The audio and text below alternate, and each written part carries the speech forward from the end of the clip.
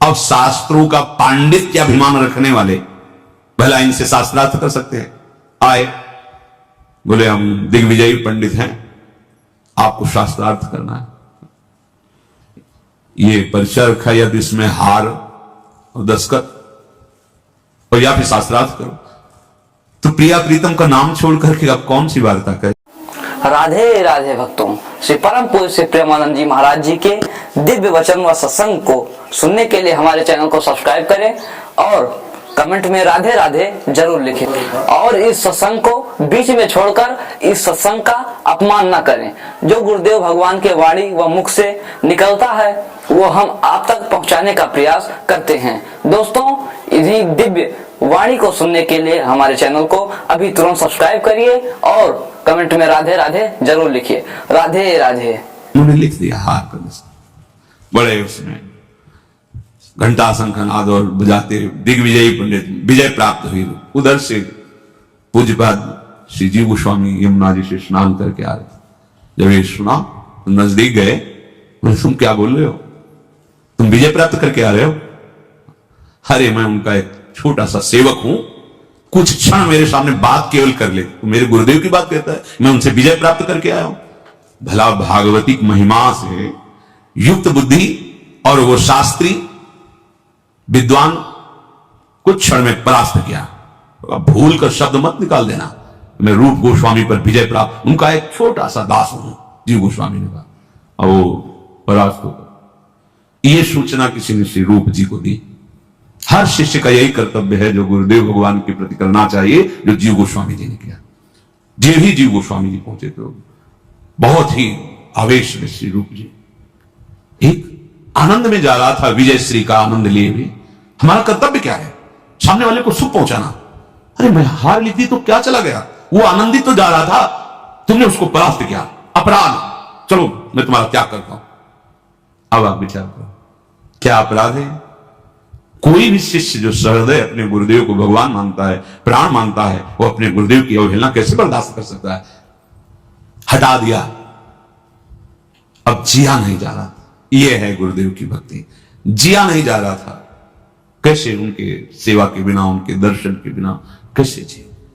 अब जीवन तो धारण ही करना है, क्योंकि गुरुदेव का मेरा तो है नहीं कि मैं त्याग सकूं। जब गुरुदेव छुटवाने तो जीवन छूट जाए। तो 2-3-4 दिन में जाते जहां आटा मिलता तो घोर के पी लेते ऐसे आटा, बस प्राण पोषण होता है। गुरुदेव के बिना जीना क्या? और धीरे धीरे, अब शरीर तो शरीर है ना, अनुकूल पदार्थ ना मिलने पर धीरे धीरे पेट बढ़ गया, जल उदर जैसा रोग बढ़ा, उदर में परेशानी। एक दिन सनातन जी भिक्षा, अरे माई जल्दी दे दे, समय हो रहा है। तो कहा इससे तो अच्छा मेरा बाबा है जो कभी कभी आता है आटा घोर के पीता है।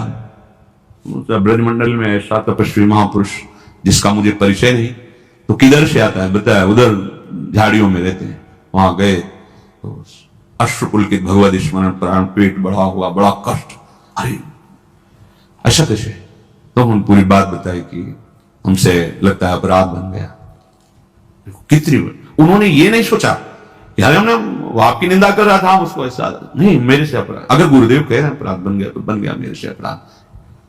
हिम्मत भी नहीं हुई कि मैं एक बार जाकर प्रार्थना करूं। गुरुदेव ने कहा दूर तो दूर।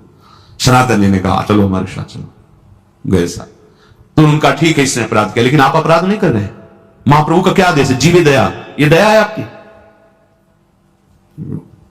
भक्ति में श्री रूप जी का प्रथम पदार्पण हुआ, लेकिन शरीर धर्म से पहले सनातन जी, सनातन और रूप। पर भक्ति में पहले, तो इसीलिए भक्ति में पहले रूप जी का नाम आता, फिर सनातन जी। तो उनका महाप्रभु चैतन्य देव की आप आज्ञा का उल्लंघन नहीं कर रहे, ये जीवे दया है, देख रहे हो मृत प्राय हो रहे दुलार के। हमारा जीवन समर्पित है। अहम का जरा भी किनका गुरुजन बर्दाश्त नहीं करते, जरा भी। उनके अंदर द्वेष नहीं होता, उनके अंदर क्रोध नहीं होता। अहम शून्यता, ये अहम शून्यता ही महाप्रेम मिले। कई बार सत्संग में कहा है कि सबके अलग अलग वाहन हैं, कोई गरुण पर, कोई हंस पर, कोई मयूर पर, ऐसे। लेकिन हमारी लाडली जी का वाहन दैन्यता है। इसीलिए प्रीति की रीति रंगीन हुई जाने, यद्यपि शकल लोक चूड़ामणि, पर दीन अपन को माने। हम लाडली जी के गुरुदेव के प्रताप से जैसे भी हैं, चरण आश्रित हैं। आप सब जो भी हमारी श्री लाडली जी के शरणागत हैं, तो हमारे हृदय में ये नहीं बर्दाश्त हो पाएगा कि थोड़ा भी आप में अहम है। जहां दिखेगा आप बहुत सही चल रहे हो, बहुत अच्छे चल रहे हो, दूसरों से बताओगे आपकी प्रशंसा होगी, लेकिन यहां आपका वो अहम नष्ट किया जाएगा। अगर उसे बर्दाश्त कर गए तो अमोघस्य, इसलिए लिखा मात संगस्त दुर्लभो दुर्गमो फिर अमोघस्य। आपको लगता है कोई हम कार्य करे हमें शाबाशी मिले, आप करते तो शाबाशी मिलती। मेरी प्रिया जो ने करा है तो जय श्री राधे बोलना है हमको भी मिलके और आपको भी मिलके, शाबाशी की क्या जरूरत है। यंत्र को बोले बहुत अच्छा माइक चल रहा है, शाबाश शाबाश, इसको बोले, इसको शाबाश बोले, तू बहुत बढ़िया बोल रहा है, बोल पाएगा? नहीं बोल पाएगा। ऐसे यहां मूकम करोति वाचालम पंगुम लंघयते गिरिम यत् कृपातम हम वंदे परमानंद माधव। समझो श्रीपाद कहे श्रुत सुहृदांधवान विद्धि बंधान, ये तुम्हें अंधा बना देंगे। कौन? मोह संबंध। और जहां से काम बन रहा है, कितना प्रेम है तुम्हें शरीर में, कितना प्रेम है शरीर संबंधियों में, और कितना प्रेम है इष्ट और गुरु में। आप अपने में देख लीजिए। कष्टम मिष्टान्न पानादिषु भज वसनादि ज्वलत्वे त्रपेदाहा। हे भाई, जब तुम्हें अच्छे अच्छे पदार्थ पाने की लालसा जगे तो तुम्हारे हृदय में जलन पैदा होनी चाहिए। ये क्या खाते चले गए, पूरा जीवन हो गया फिर भी आज। देखो इंद्रियों की दुष्टता देखो। माता देवहूति जी भगवान कपिल देव जी से कहे, भगवान मैं इन दुष्ट इंद्रियों को भोग देते देते ऊब गई हूं, प्रभु अब संभाल लो। ये दुष्ट इंद्रियां कभी नहीं तृप्त हो सकती। रोज ऐसी चटनी, ऐसा ये ऐसा वो ऐसा।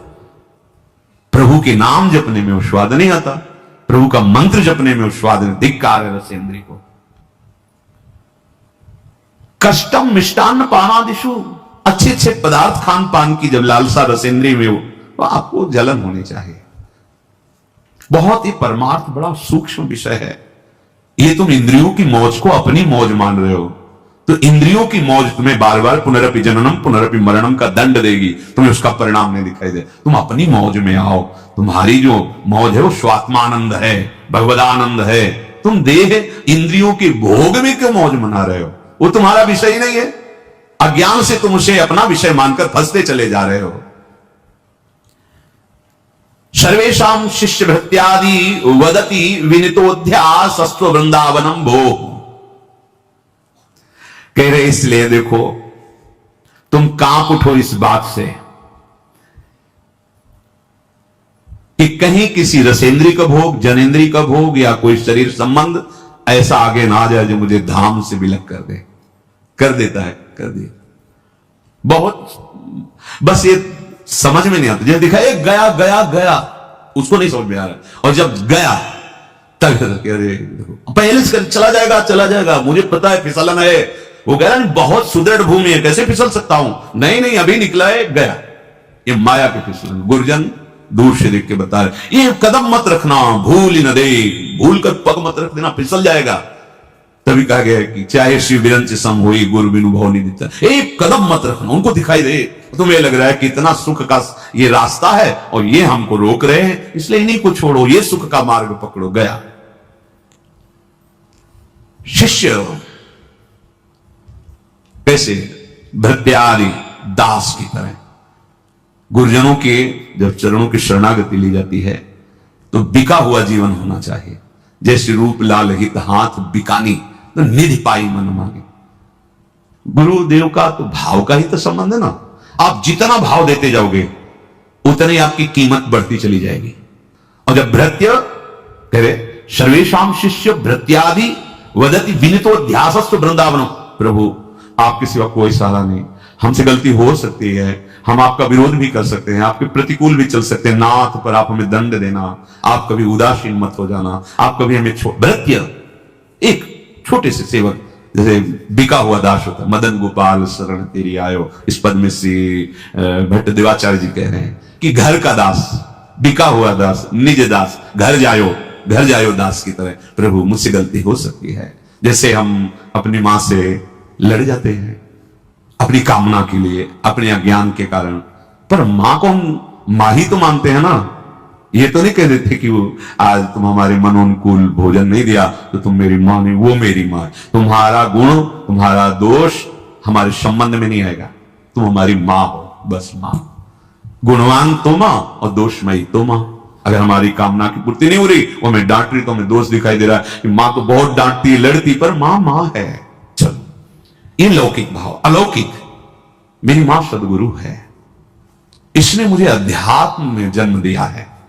वो जगत में पांच भौतिक माया में जन्म देने वाली मां, और इसीलिए गुरु को ब्रह्मा कहा गया है। गुरु ब्रह्मा, क्योंकि ब्रह्मा का कार्य सृजन करना। गुरुदेव ने मुझे अध्यात्म मार्ग में जन्म दे दिया, और गुरु विष्णु अब वही पोषण भी कर रहे हैं हमारे अध्यात्म का। और गुरुदेव महेश्वर, महेश्वर का कार्य है भगवान शिव का विनाश। गुरुदेव हमारे हृदय में छुपे हुए जितने काम, क्रोध, लोभ, मोह, मद, मत्सर, इन सबका नाश कर देते हैं। इसलिए गुरु साक्षात परब्रह्म तस्मै श्री गुरुवे नमः। तो बोले शिष्य को कैसा होना चाहिए? भृत्यादिवर, बिका हुआ दास। जो बिका हुआ दास, थोड़े से लोभ में क्षमता आ जाती सहन करने की। कई बार हमने सत्संग सुना, ज्यादा तुम देखे नहीं, हितधाम में काम हो रहा था पूज्य महाराज जी की तरफ से, तो वहां धूप कड़क, और वो तस्लामी तो गारा समय, वो जो उनका सबका स्वामी होता है ठेकेदार, वो आके उनको गालियां दे, इतना ही काम हुआ ऐसा वैसा।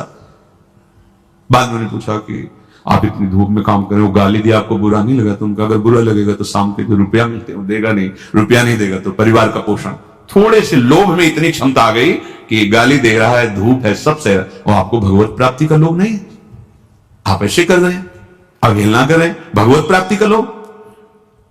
सहित सहित बाढ़े भगति गृह तन गुरु हितगार। समझ में आता है? नहीं नहीं भाई, ये भिखारी वाली बात नहीं है, ये महान धनी बनने वाली बात है।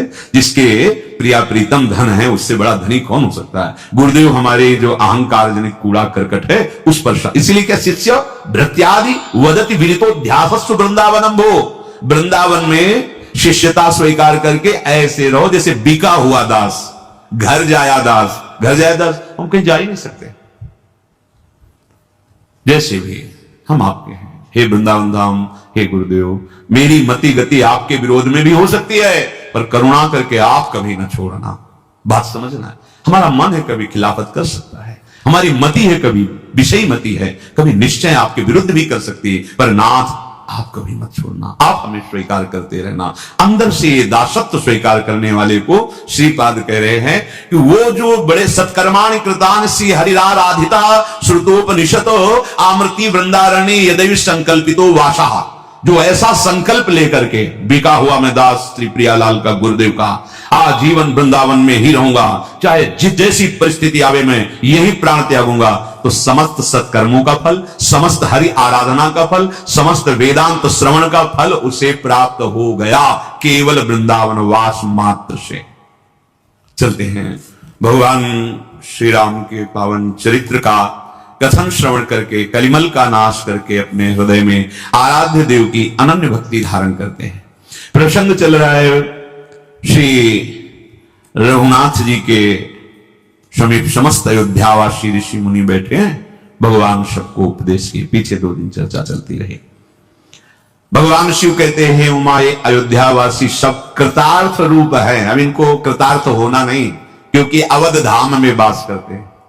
ए भाई, आप भी कृतार्थ रूप हैं, क्योंकि आप वृंदावन धामवासी हैं। देखो, स्वीकृति से सब बात बन जाती है।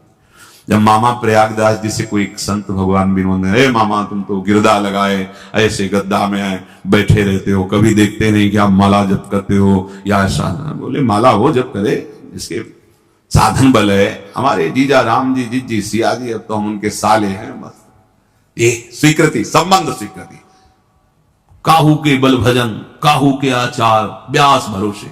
तो भला ऐसे संबंध को कभी विस्मरण होगा क्या? तो सतत अखंड स्मृति चल रही है, पर वो बाहर से कुछ दिखाई नहीं दे रहा। स्वीकृति हम लोगों की बाहर से भले क्रियाएं भागवती को, स्वीकृति संसारिक बनी रहती है। ये मेरी पत्नी, ये मेरा पुत्र, ये मेरी पुत्री, ऐसा ऐसा, मैं ऐसा विधान करूंगा कि सुखी हो जाएंगे, कैसे इतना रुपया जमा करूंगा, इतनी व्यवस्था करूंगा, ऐसा करूंगा।